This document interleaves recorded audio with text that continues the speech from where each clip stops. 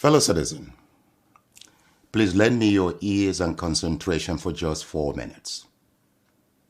Now, for several years now, I've had the privilege and blessing of traveling, working with professionals and educating students across the world.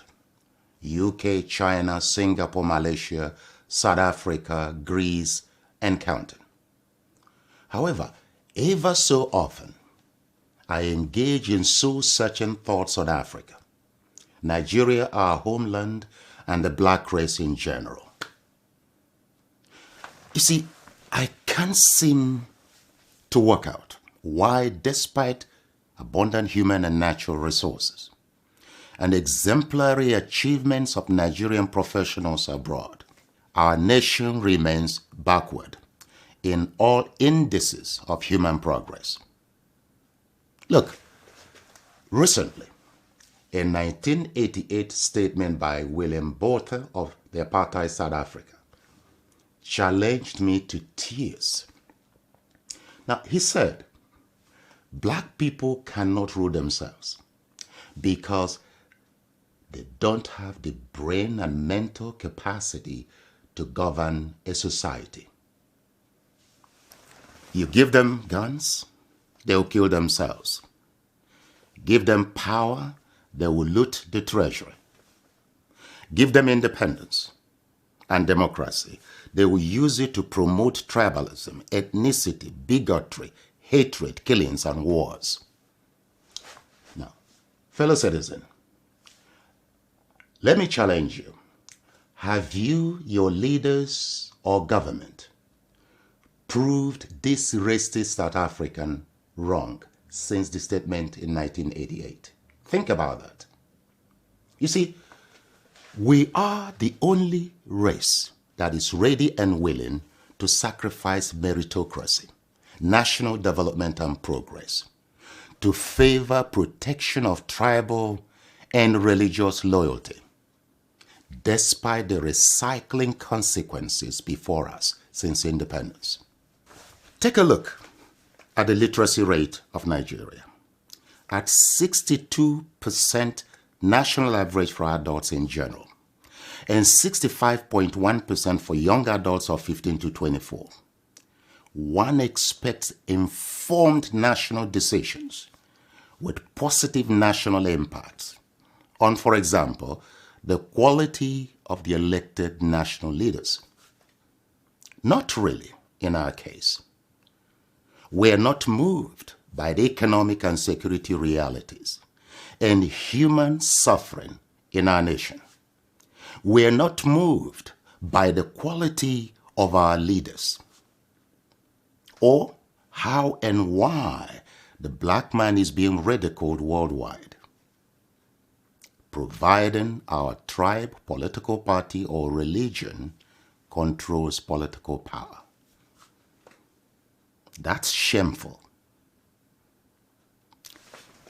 Even our highly educated professionals and media outlets, North and South, keep a blind eye to the realities of the Nigerian state for tribal, religious, and personal enrichment considerations. Yet, we wonder why our nation remains the poverty capital of the world. Yet, we wonder why the black race is increasingly undervalued and humiliated across the world. Who did this to us? Who did this to us? Do you ever ask this question? COVID-19 has exposed the state of our nation and the cumulative impact of the quality of our leadership over several years. Our leaders are repeating the errors of 500 years ago when our kings and military aristocrats sold our people into slavery for mirrors and gunpowder. They failed to realize that by that decision, they had confined future generations into perpetual slavery, exploitation, and abuse. Today, foreign powers are acquiring hectares of land outright across Nigeria and Africa for the next phase of our slavery or colonization. Once more, our leaders are mortgaging the future, freedom, existence, survival, and progress of generations for short-term, worthless, stage-managed red carpet receptions, handshakes, cheap collateral loans, travel visas, and personal gains. These colonizing countries are not to blame for taking decisions in their own national interest.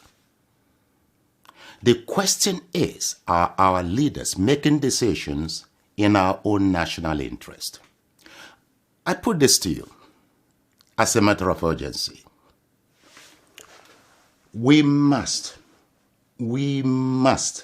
identify, develop, and embrace a new breed of competent and patriotic leaders who desire to see our nation and Africa free, help Africans develop confidence in themselves, their future, their culture, their food, dress codes, and the way they walk and talk, and to take full control of their natural resources and national borders.